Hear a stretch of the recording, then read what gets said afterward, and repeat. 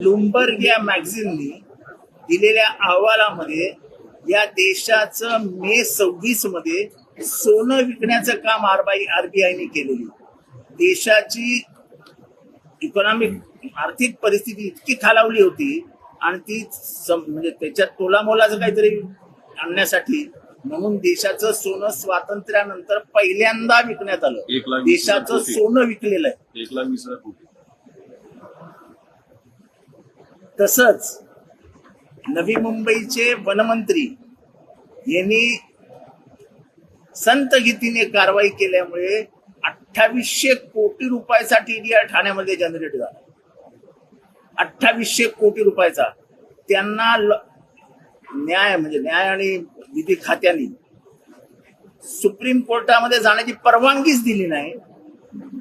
याच्यामध्ये कोण इन्व्हॉल्व आहे माहित नाही, पण चुकीच्या कारणांमुळे 50 वर्ष चाललेला खटला वन खातं विरुद्ध डी दायाबाई याच्यामध्ये वन खात्याला परवानगी न मिळाल्यामुळे ठाणे महानगरपालिकेला आयती संधी मिळाली.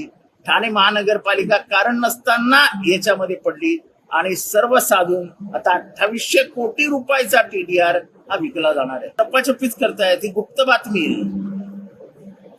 ही ब्लूमबर्ग मासिकाने फोडलेली बातमी आहे की हे सोनं विकलं गेलंय म्हणून. सरकारने बाहेर येऊन इन्कार करावा याचा. आम्ही आरोप केलाय आता की या देशाचं सोनं विकलं गेलं म्हणून. आणि या देशामध्ये ही परिस्थिती स्वातंत्र्यानंतर पहिल्यांदा आली. देशाची आर्थिक परिस्थिती खराब काय पहिल्यांदा झालेली नाही, पण इतकी खराब कधीच नव्हती हे याच्यावरनं सिद्ध होतं.